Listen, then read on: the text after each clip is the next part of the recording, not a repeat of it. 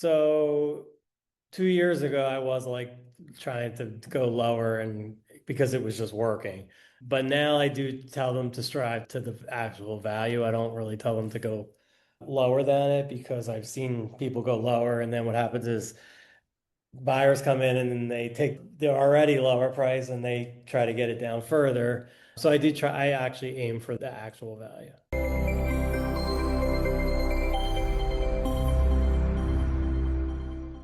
Well, hello everyone, and welcome to the Adventures of a Real Estate Broker with Daniel Berger. Today we have Brett Rosenthal on from Revolve Philly Group. We're doing a modified fast session today because guess what Daniel Berger didn't do?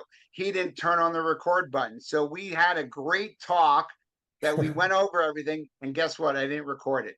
It happens. So you know what we always say in real estate, you got to pivot. You got So to this is going to be our fast session. We're going to do a quick 20 minutes, which is probably half the amount of time. So some of the information I already know, and some because we've already had a conversation, I'm going to try to bring out the best that I can. Well, Brett, thank you very much. You things that I want to say is you're trained as a lawyer, going to law school, passing the bar, thinking that you wanted to maybe work in as a defense, as a prosecutor, realizing that's not going to work out. What am I going to do? Then you were kind of a little bit in law. But thank you very much for coming on. And thank you, Brett, for understanding that thank. sometimes people mess up. I've done it myself. I've done So, this. so I appreciate it. So one cool thing that we talked a lot of cool things, but I'd like to talk more about that you're being in Pennsylvania, and Pennsylvania does not use attorneys except when they're using you to do it, but doesn't use attorneys in drafting contracts. While in other states like New York and Connecticut, or New York specifically, attorneys are involved in the contract creation. I don't generally ever send out a contract. I do in Connecticut with an attorney review. And we talked about how that's a little odd, right? How is that you're a new agent, you have your first deal and now you're working on putting together the contract? What's that like, and what's that like when you're on the opposite side of a new agent and you're trying to do stuff with contracts? So again, like I don't really see it until like I shouldn't say that. My business lately has been mainly listings, so I'm the one getting these contracts from new agents, old agents, all agents. Yeah, and a lot of times they come in and they're written over. So like the forms that we're allowed to use might be crossed out and something is put there. And that's what I think of. Like you're not really allowed to do that, but it happens all the time. Would you accept that, or would you reject it and tell them that they have to fill it out in a better format? I mean, there's been cases where I've rejected it because it's just kind of so ridiculous, and I know it's practicing law that we can't do. Or I bring it to a broker's attention and see what they say. In other cases, we let it go if it's just like a minor changing it, like certain things. I guess it just depends on what the actual thing is. I like that you said that only lawyers are allowed to practice law. So it's kind of funny that the system has in place that real estate agents that don't need to have gone to college just pass a test that might be like a 70-question test. And it's basically allowed to edit contracts, which is slightly practicing law, right? I mean, obviously Mhm. editing with someone's name, whatever, but once you start doing anything that's an amendment, right? Or something like that, you're kind of negotiating the deal and potentially practicing law if you're the last person, especially without attorney review, right? Like in New Jersey, there's attorney review. So you can argue that you do have a document together, but that the lawyers are going to get involved and fix it if it's not proper, but not Right. necessarily not in Pennsylvania. Yeah, and we what we also have is at the end of the agreement of sale, there's like a like number, I forget the number, but it says other, and you can bunch of lines underneath it. So basically people write in whatever they need to write in there. And then I guess that question is they're not really altering the contract, they're just putting stuff into it. But again, to me, a lot of it is legal work. I mean, I talked about that. I want to always bring professionals in. I don't want to do the wall. I don't want to do the inspection. I'm not the inspector. I don't want to do the legal work. I'm not a lawyer. And so Mhm. I like to bring a team of people in that are experts to help our clients, properly get through the phase of buying or selling or renting or what have you. Even when I do my rentals, where, using AI, you probably can get a lease drafted, right? People Mhm. don't necessarily want it, but like, why would I want to do that? And I never advise that of my clients. I always tell my clients, use a lawyer. Like I have lawyers that will do leases that might be $350 or whatever. And AI makes people feel that you can just use AI. Well, guess what? AI might not necessarily know what the laws in New York are or in the county are and produce a contract that is exactly proper. And a lawyer would certainly do that. So that's a great example of, I feel as a real estate agent that we need to guide people in the right directions as opposed to, yes, could someone produce a lease that was easy to put together and free? Everything's fine until the tenant doesn't pay their rent, and then you need to evict, and then you need to go to court, and then they're like, "Well, this isn't this is not a valid lease, or it wasn't Right. done properly," right? So, I think that's a good example of trying to have the lawyers work or the experts work where possible. Have you ever had a Mhm. problem with like a lease gone south because of someone put it together themselves? No, I haven't actually. Okay. Well, again, we talked about earlier, things are great until there's a problem. Until there's a And I problem. think that's a lot of what when we also talked about, using bots to do our job, I guess it's fine until the client realizes that a bot was involved. It's fine until, an inspection misses a buried oil tank and there's, an environmental problem. So as things work okay, there's no problem until there's a problem, right? Right. Yeah. Kind of like car insurance. You feel you overpay for car insurance if you don't crash your car. And if you demolish your car and then they're paying $65,000 to replace your car, then you're like, I guess now I understand why I was paying $5,000 a year or whatever. So, but I think our job also as real estate is really to protect our clients from the bad things that can happen, Correct. right? Like when it's easy, yeah, AI and part-time agents and things like that could probably are okay until the things hit the fan. So Yep.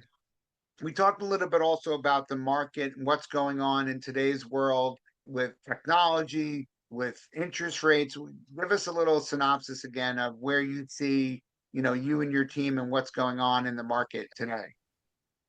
So with like AI, again, I just think everything's making it easier on us. I do a lot of like blogging and I put in all the info and AI makes a great blog and I just adjust it as needed. I do graphics with it. And it's just getting better and better. So I stress that to my team to use it. I don't do any of the automation. I prefer to do it myself. I always work with the clients myself. But I just think it's going to get better and make it easier on agents, but it's not going to replace agents because there's still the personal aspect that you have to have in real estate and the negotiations and so forth. And I had commented before that I like from a social media standpoint and marketing, I think it's great to use technology, AI being technology, to help you come up with creative solutions or things a little different, and then to exploit that in whether it's, blogs or posts or whatever. That I think is the best use of it, as opposed to ones that are immediately talking to your clients on your phone via text that are asking about this property, that property, or maybe selling their house. So Hmm. that's where, because I talked about, sure, my robot's going to meet you at the house. It's gonna put its ID bar at the door. The door will open up, and their little robot's going to walk around the house with you. And you know what? Maybe we can have it where the robot's also going to be an inspector, right? So that it will be combing all the leaks and things on the wall, seeing what it is. It could have a radon can on its head so that you're seeing, is there any radon there? That, again, people thought the George Jetson stuff wasn't possible, and here we are today. So you never know. And we also said that you can't allow what might be to be an impediment to working today. So many Hmm. things can happen, right? All we know is where we are today, work today, get things done. As things move along, then change it, right? Then adjust as you need it. Correct. So another aspect we talked about was like when NAR had their I said it was much more horrible, but you nodded about the agreement that they had basically to protect themselves from getting sued, and they sold agents down the river, and they came up with this buyer's agent agreement. And it's kind of odd that this agreement says that we have to say what the commission due to the buyer is to us the day we meet, or even before we meet. And that's what the rules are. And you can't even have a sliding scale. You would think that a reasonable thing would allow us to have a sliding scale, and that us as an agent would work with our buyers, and each property might have a different amount of commission, but that we would be able to, if they're asking us to do contracts right on the sale, why can't we do something with the contract of what the buyer's agent agreement is? But that's not what they wanted. And that, a document that's done maybe 3 months ago or a year ago is allowed to be amended. And so amending documents is something that with two consenting parties, you would be able to do that on the buyer's agreement. So I think that's something that for agents that are listening in, that might be a helpful tidbit for them, that you're not necessarily always stuck at what your original buyer's agent agreement is. If you and your buyer wish to change it either more or less or whatever, documents are allowed to be amended. And Mhm. so I also talked about you being a hockey coach, such a youth hockey coach, and working with teams that way. And I guess also, you know, understanding that the commitment to the game, right? A commitment to practice, a commitment to the teammates. Tell us a little bit again how you view that and how you work with things that you do potentially in coaching and hockey, and how that relates to the Revolve Philly group, which is your team at Compass in Philadelphia. Yeah, so I guess a little different because I think with real estate, even though there's teams, everyone's still ultimately an individual contractor working on their own, just getting like some support of a team. But there is definitely like the motivation, and there is sometimes it does help when two people on the team up and can work together well. It might motivate each other. So there's like some motivational aspects, but I think at the end it's just a little different because you are basically working for yourself. And if five of the six people on the team are together and all working and doing well to get individually, the sixth person still might be left behind if they're not working and doing their own job.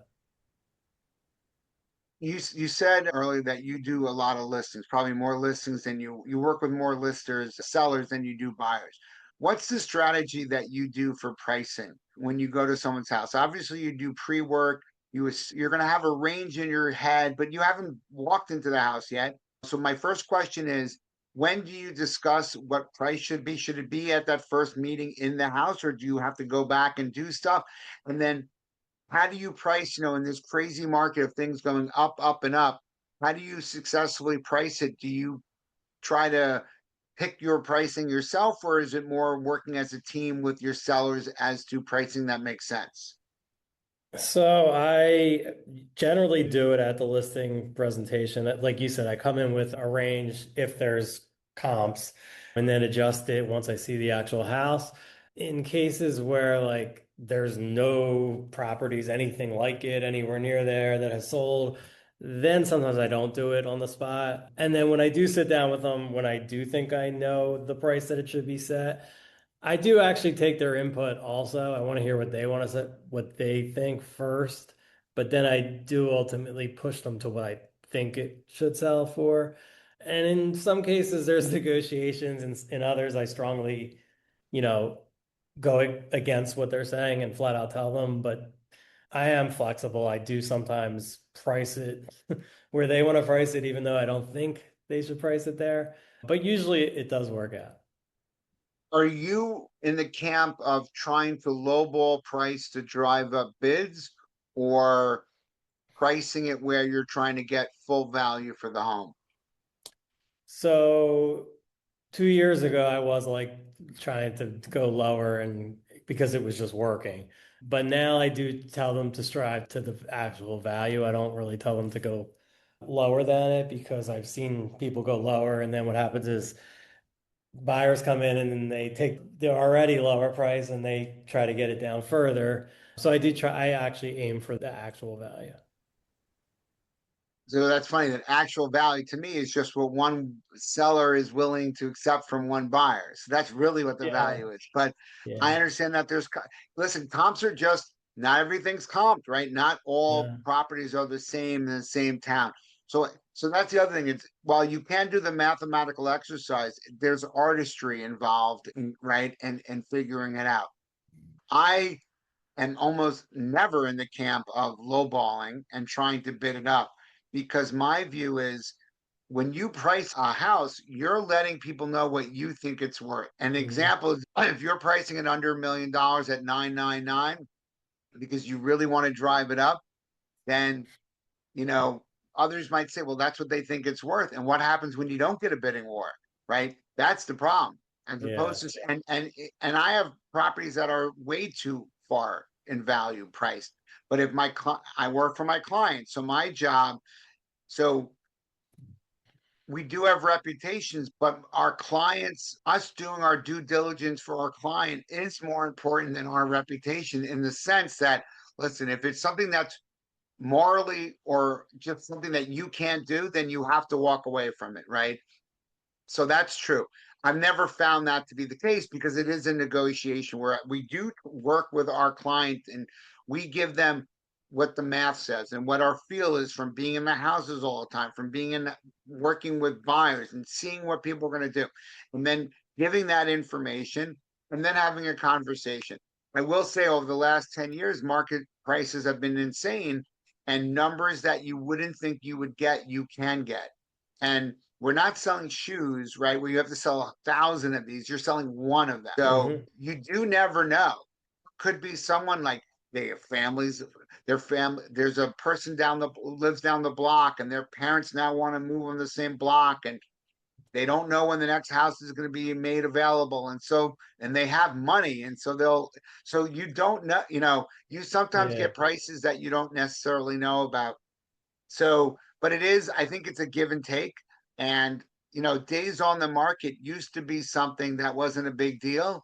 But where I would argue that when people like it was 7 hours on the market or it was 3 days, well, maybe you didn't price it high enough, right? Because could something really sell in 3 days? And so that's a little bit of a debate. But I think ultimately our job is to have work for our clients, have their best interests at stake, and then have conversations. But what I always tell them myself is it's your house. I work for you.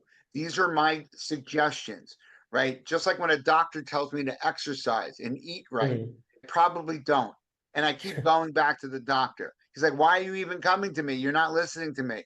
I go, well, I like you. I just can't, I'm not going to do those things, right? So, but in the house sale, and the other thing is you can't raise the price of a listing. You can, but That it hurts. seems ridiculous. But you Hmm. can lower the price, right? And every day new buyers come in, and so people are like, well, oh my God, the house was $100,000. You're like, yeah, we were because we're testing the market, and guess what? We didn't have anybody, so now we're here, right? So I don't know, and I think a lot of it is again, this isn't bot related, right? And AI, this is people related. So you're going to Yeah. call me like, why is your house on the market? I'm like, yeah, because we kind of tried to get a little bit of a higher price. We didn't get it. Here's the house. Bid what you think it's worth, and I'll talk to my seller. So it's always a give and take, and it's a relation. It's everything we do is about relationships. And I don't want.